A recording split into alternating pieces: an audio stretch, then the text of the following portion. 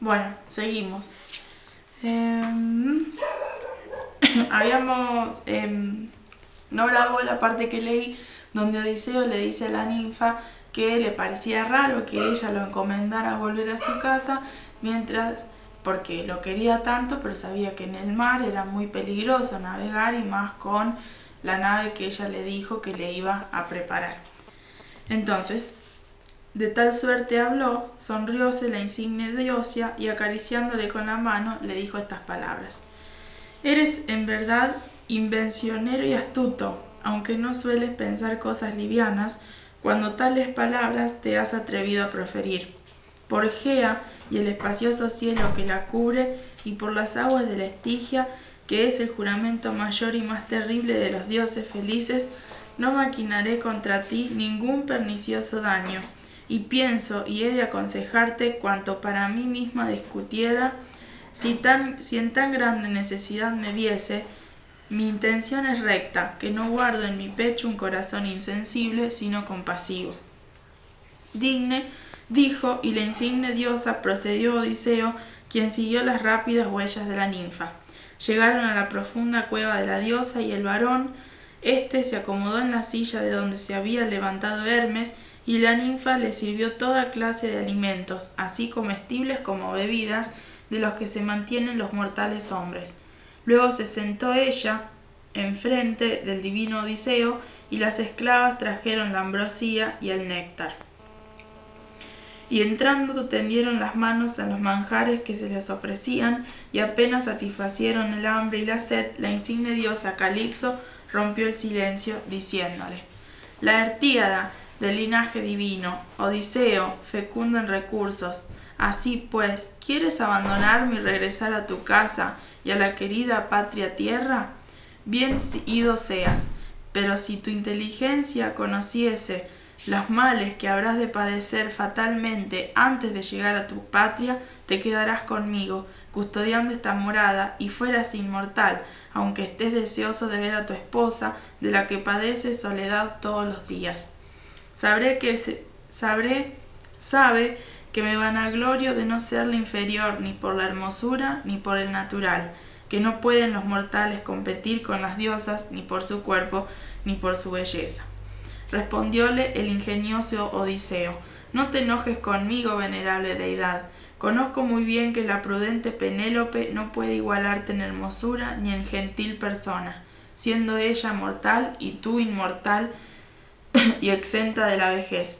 Con todo quiero y ansío continuamente irme a mi casa y ver lucir el día de mi vuelta. Y si alguno de los dioses quisiera aniquilarme en el vinoso Ponto, lo sufriré con el ánimo que llena mi pecho, y tan paciente es para los dolores, pues he padecido mucho, así en el mar como en la guerra, y venga este mal tras los otros.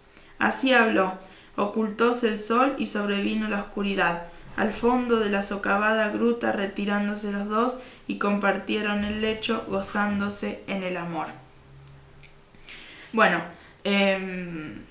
después hace la descripción de cómo él emprende su regreso, de cómo empieza a regresar, de los vientos que soplan, ¿sí? Porque Poseidón justamente está enojado con Odiseo por lo que le hizo a su hijo Polifemo, ¿sí? Con el que hiere en el ojo ¿cómo se llama? Bueno, a estos mutantes gigantes de un solo ojo, ¿sí? Van a ver la descripción que hace de lo que Poseidón le hace a que Poseidón le hace a Odiseo en el medio del mar, ¿sí? Genera una tormenta y demás, donde Odiseo naufraga y tiene que dejar su balsa, ¿sí? Y va nadando hacia una costa. Lo que pasa sigue lo siguiente, fíjense.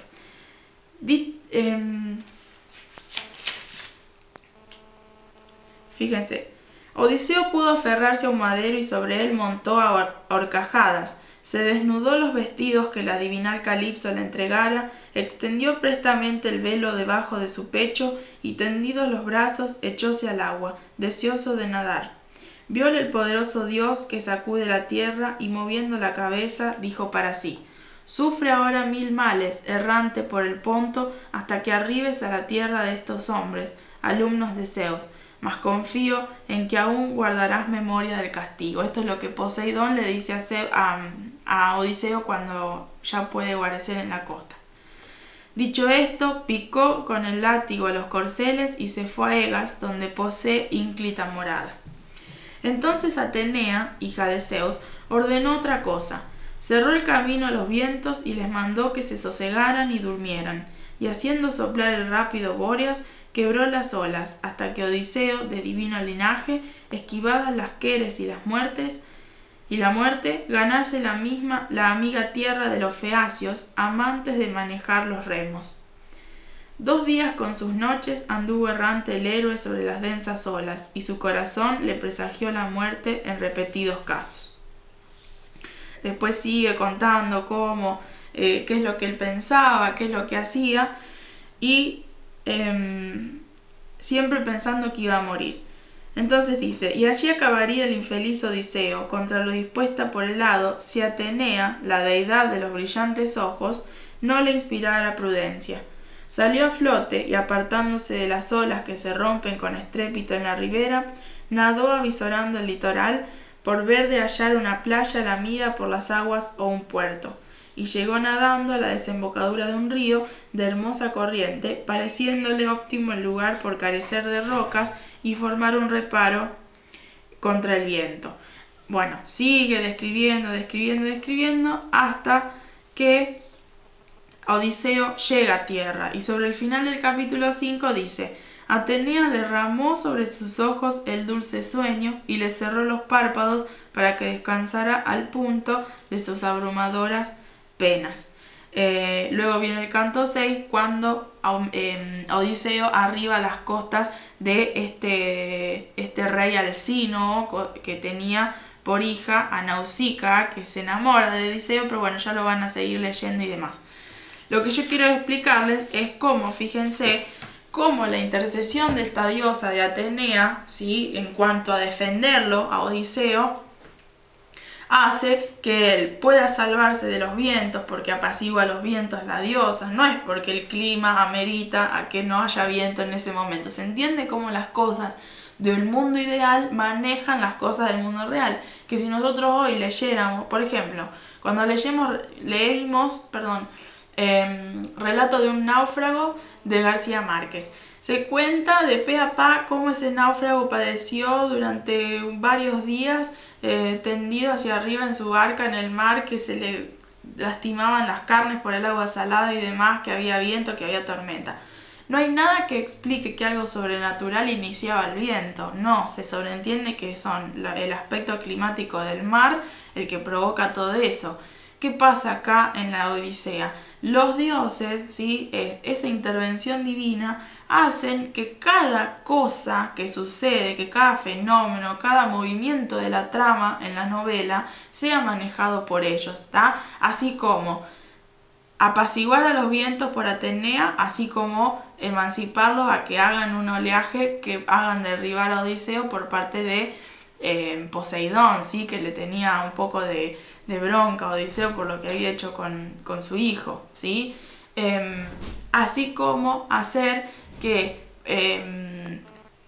al estar tan triste Odiseo que no podía volver a su casa, que iba a morir porque quedó devastado en el mar, que Atenea le diera fuerzas, y así como también que lo haga dormir, ¿sí? El simple hecho de que alguien está débil y no puede y no puede más contener sus fuerzas, se explica porque uno no puede comer y porque está a la deriva en el mar, pero acá no. Ella hace que sus ojos se cierren y su alma se ponga en paz hasta que llega a tierra, donde en el capítulo 6 él ya va a llegar al reino de Alcino, conociendo a Nausicaa, que es quien lo encuentra en la orilla, y comienza esta parte donde el personaje y donde se aplica esto de in media res, en el medio de la cosa, recién se cuentan las acciones principales a través del relato en primera persona. ¿Por qué? Porque en este reino que Odiseo llega primero como un náufrago, entonces los del reino lo acogen, lo ayudan,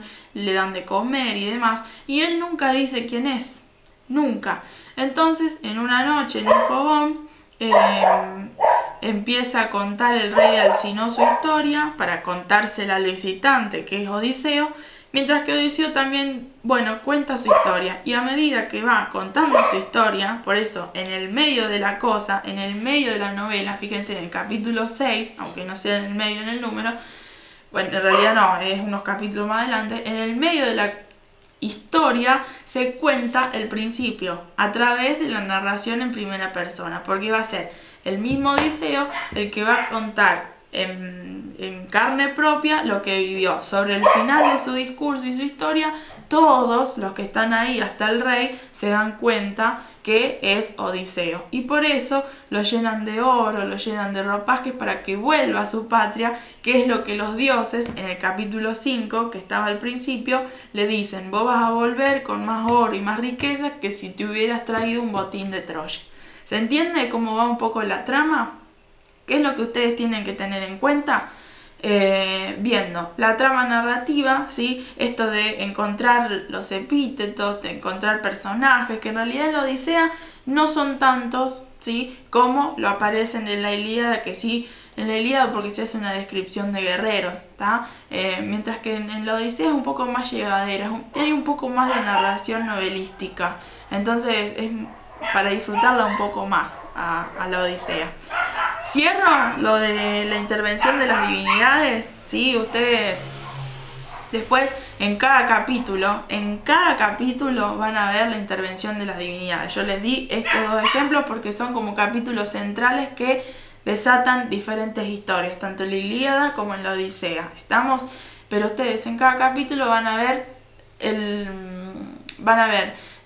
lo de mitología, lo de los epítetos que les nombré, cómo participan los hombres, cómo participan los dioses, qué piensan cada uno, ese aspecto moral del que yo les hablaba antes, que era una de las intencionalidades de Homero, ¿sí? ¿Qué limitaciones tiene uno? Como, por ejemplo, la historia amorosa entre Calipso y Odiseo, que hacen el amor antes de que él se vaya, él aún teniendo a su esposa, ¿sí? Fíjense que ahí había amor, pero era el egoísmo de la ninfa el que no le permitía que Odiseo se vaya, porque por algo Odiseo lloraba en las costas del mar durante todo el tiempo que estuvo con ella, no se quería quedar con ella, ¿tá? Entonces se ve el egoísmo, que no solamente un humano puede ser egoísta, sino que ella, inmortal y con tanta belleza que tenía, también era egoísta. Fíjense estas pasiones, tanto del mundo ideal, que yo les hablaba al principio, como del mundo real, del que hablan los hombres, ¿sí?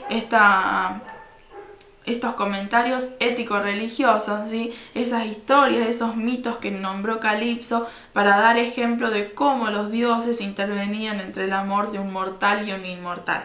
¿Estamos? ¿Se entiende hasta acá? Bueno, espero que sí. Ahora voy a ver dos temas más y bueno, espero que nos veamos la próxima clase, en vivo y en directo, así ustedes me pueden comentar, preguntar, mientras vayan anotando lo que quieren que yo les explique.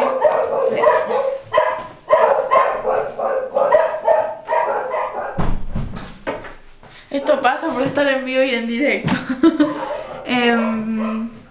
Vayan anotando lo que yo quiero que les explique y vayan avanzando con la lectura, porque en junio les voy a tomar estas dos obras junto con la Eneida si llegamos. No se preocupen por la primera instancia, que voy a ver cómo hago con las fechas y demás, pero se entiende, perdimos 3 semanas de clase, así que bueno, una no, porque la van a ver mediante el video, pero bueno, tampoco es completo como a mí me gustaría si ustedes pudieran hablarme a mí, ¿sí? Otro tema que vamos a ver es cómo se plantean las dos historias, ¿sí? Hay dos historias diferentes que están enlazadas porque pertenecen a un mismo autor y porque siguen contando una linealidad de una determinada historia, pero que una se toca de una manera y de otra se toca de otra forma, ¿sí? Por ejemplo, le voy a leer los dos títulos a los cuales hace referencia y ustedes ya se van a dar cuenta por qué hay diferencias en cuanto a contenido. Lo heroico que existe en la Ilíada y lo aventura que existe en la Eneida. Fíjense cómo el concepto de héroe en la Ilíada se refuerza más que el concepto de héroe en la Odisea. Hay dos tipos de héroes en la Ilíada, mientras que en la Odisea hay un solo héroe, pero que se vale por todas las aventuras que pasó. Por algo se llama la Odisea, ¿sí? La obra, ¿está? Pero son dos historias distintas que tienen miradas distintas desde distintas perspectivas que cuentan la continuidad de una misma historia, ¿sí? Lo heroico en la Ilíada, si quieren poner de título como otro título, habla más o menos también por la gran cantidad de leyendas míticas que se nombran en la obra. Leyendas míticas en cuanto a héroes. Vieron que cuando ustedes van leyendo, que les decía antes, en las grandes descripciones, cuando viene la tropa griega, específicamente la tropa griega, porque en la Troya muchas descripciones no hace. Homero es griego, entonces debe dar a conocer a sus compatriotas. Entonces, cuando van avanzando las filas griegas que dicen ahí viene el hijo de tal, el soldado aquel y demás, esas son las leyendas de héroes que se cuentan, ¿sí? Fíjense lo heroico en esta obra. Una de las formas por las cuales se hace visible lo heroico es esto, la descripción de tantos personajes que se hicieron famosos por todo lo que hace a lo bélico, ¿sí? a lo guerrero. Dice que los guerreros, estos guerreros de los que habla, son de la nobleza, porque no dice, bueno, ahí viene el soldado tal, no, dice, ahí viene el hijo del rey que era soldado, ahí viene el sobrino de tal, ahí viene el conde y demás. Entonces van nombrando puestos de nobleza.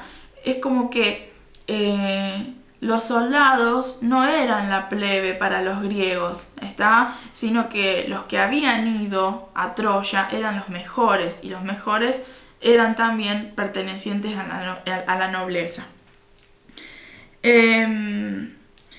Además, hay una tradición aristocrática, ¿sí? Esa tradición aristocrática de la nobleza se enorgullecía por las prolijas descripciones de las batallas.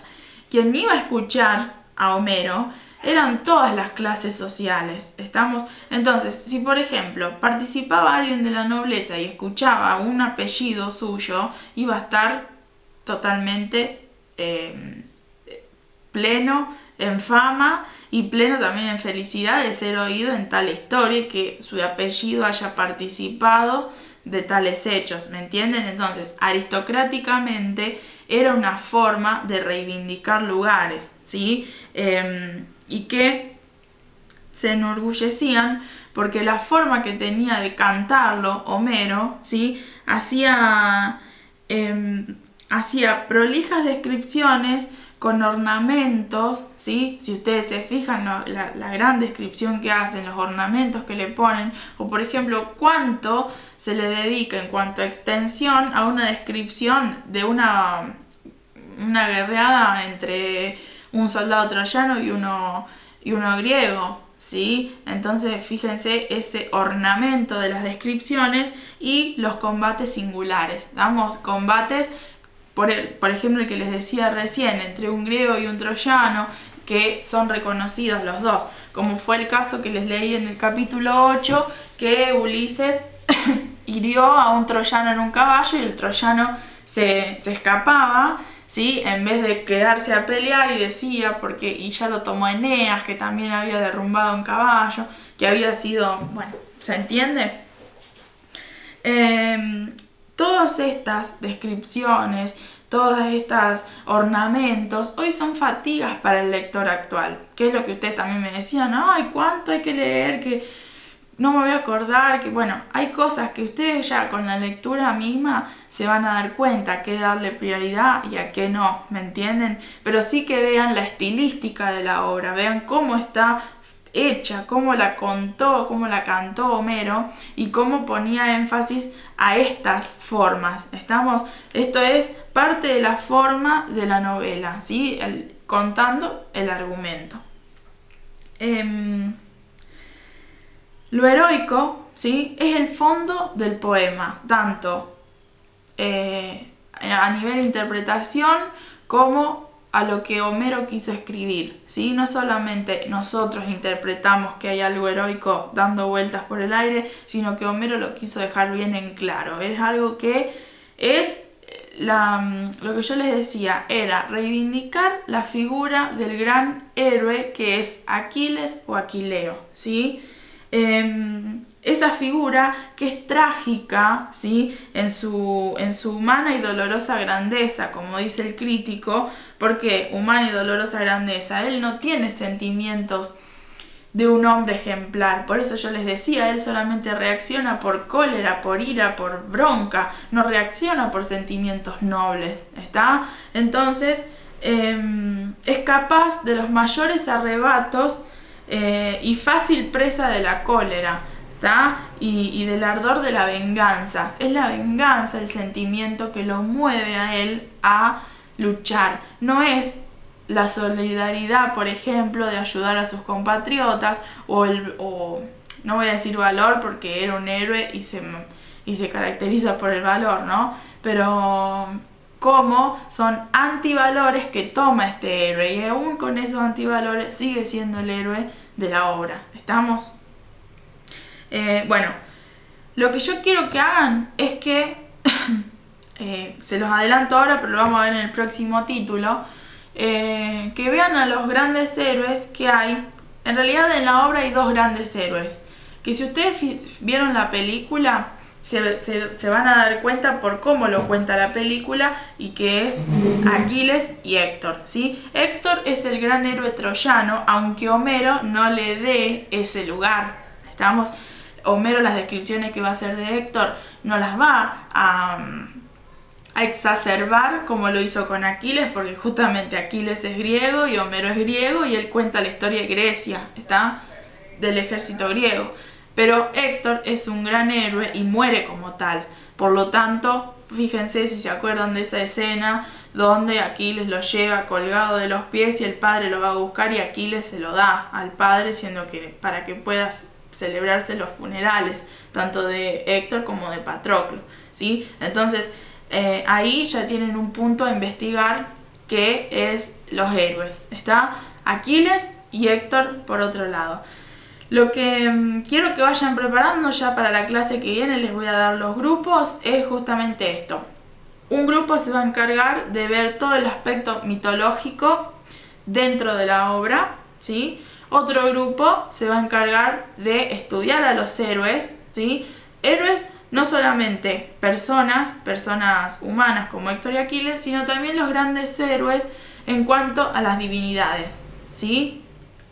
Y el otro tema va a ser cómo se cuenta la historia real, ¿sí? Cómo está entrelazada en el relato de Homero, ¿sí? Cómo Homero la introduce, cómo la cuenta y demás.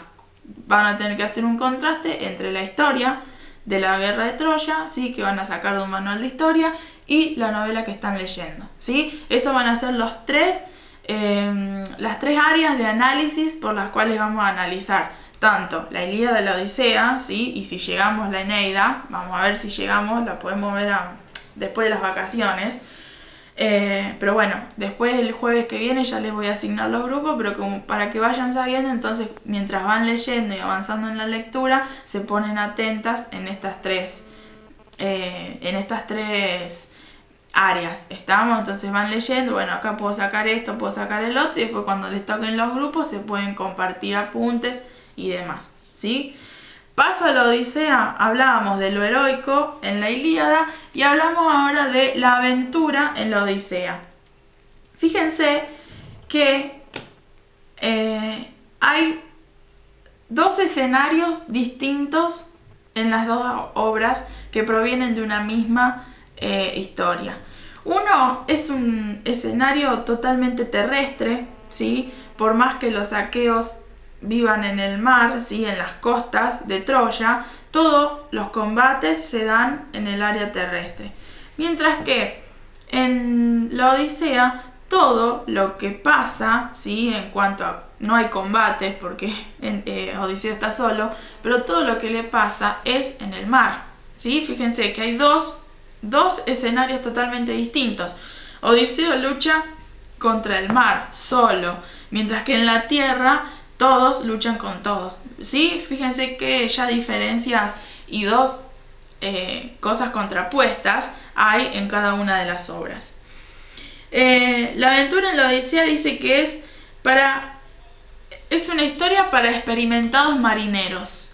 ¿Por qué? Si se fijan en las descripciones que hace, que yo no terminé de leer, que se los achiqué en el capítulo 5 de la Odisea, cómo describe cuando Odiseo naufraga, después de que Poseidón se enoja con él y le hace hacer una tormenta en el mar, y cómo reniega con las olas, y cómo la balsa va para un lado y va para el otro, y cómo explica también con términos que solo un marinero lo sabría, y que solo un marinero lo puede disfrutar. Así que bueno, ahí hay dos puntos para analizar.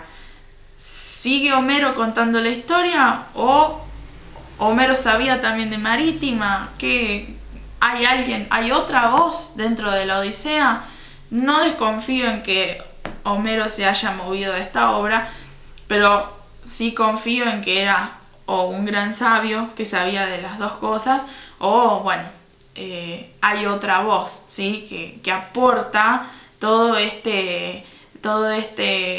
esta guerra naval, ¿sí? Que no es la terrestre que se contó en un principio en la Ilíada.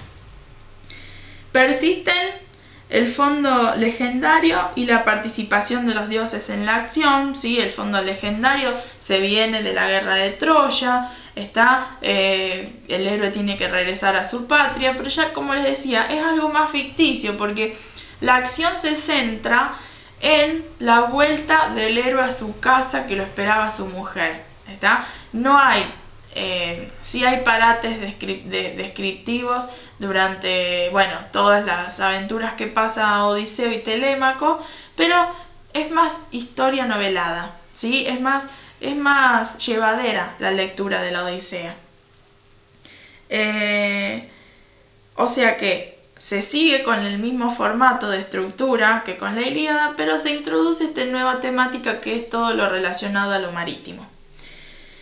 Hay una cita que hace este crítico, que es del libro que yo les dije al principio de clase, que es con el que yo trabajo, que es de Valverde y de Riquer, que dice: los antiguos navegantes, que eran los fenicios, habían recogido en todo el Mediterráneo una serie de leyendas relacionadas con no solo nuevos mitos, sino toda